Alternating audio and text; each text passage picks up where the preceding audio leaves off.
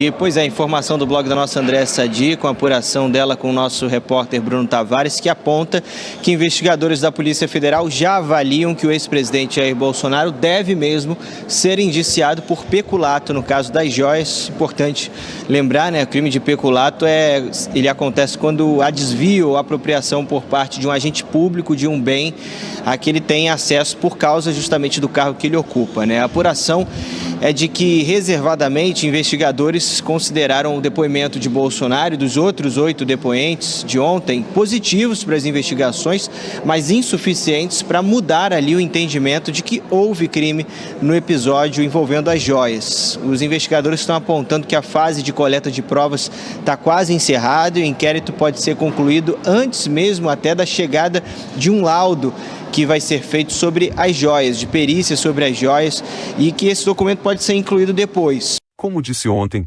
Bolsonaro acha que o povo é bobo, e acha que a PF é mais boba ainda, mas, como vocês acabaram de ver, ele tem tudo para ser indiciado por peculato, ou seja, por ter se apropriado do que não é dele. Bem, para quem não sabe, o crime de peculato pode levar o Bolsonaro a ficar até 12 anos na cadeia. Porém, é difícil saber se vai acontecer, porque, no Brasil, questões políticas se sobrepõem às leis.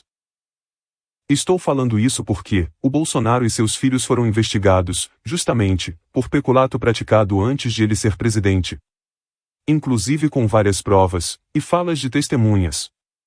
Obviamente, ele fez de tudo para enterrar as investigações e conseguiu, mas agora ele não tem mais esse poder.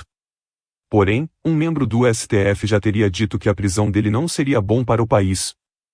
Então, fica difícil saber o que irá acontecer. Bolsonaro roubava dinheiro de funcionário fantasma. Tinha 5 funcionários que é a tal da rachadinha. Mas rachadinha é uma conversa para enganar besta. Mas o Bolsonaro pegava, sabe o que é rachadinha? Rachadinha é o seguinte: eu tenho direito a botar 20 assessores, que não cabe no nosso gabinete. Vai ver quanto você botava. O Bolsonaro botava 20 nomes, dos quais 10 nunca pisaram lá. Assinava o recibo, levava 10% e ele botava 90% no bolso. Bolsonaro comprou vários imóveis com um saco de dinheiro. Você já viu isso alguma vez na vida? Como assim comprar um imóvel? O Flávio Bolsonaro agora, meu irmão. Porque nem pudor tem. Foi lá e comprou uma mansão de 6 milhões de reais. A mãe do 04 agora está enrolada num negócio que é um negócio mal cheiroso. Sabe? Alugou, ganha 6 mil reais. Né? Oficialmente alugou uma casa por 15 mil. E todo mundo está dizendo que não é aluguel, é de araque que ela foi comprar. Uma reportagem do portal UOL revelou que 51 imóveis comprados pela família Bolsonaro foram pagos em dinheiro vivo. Em valores corrigidos pela inflação, o montante equivale hoje a quase 26 milhões de reais. Não é disso que eu estou falando, Bolsonaro. Eu estou falando da sua falta de escrúpulo. Você corrompeu todas as suas ex-esposas. Todas elas estão envolvidas em escândalos. Você corrompeu seus filhos.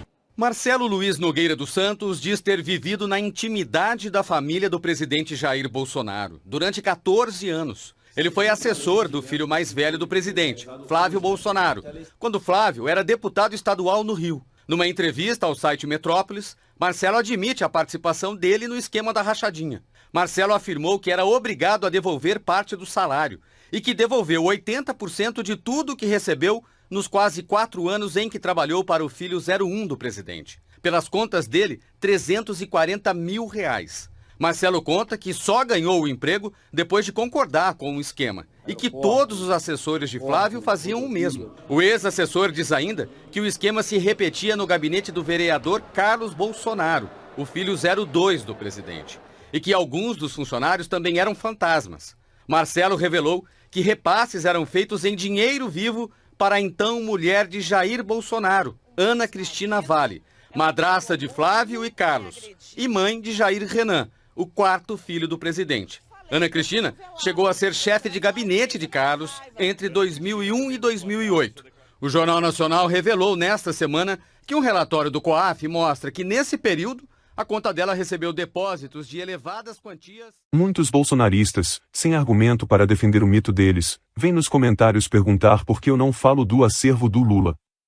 Pois bem, eu já falei sobre isso, no vídeo onde o Malafaia tentou defender o Bolsonaro, no caso das joias. Já que eles não assistiram, eu coloco aqui outra vez.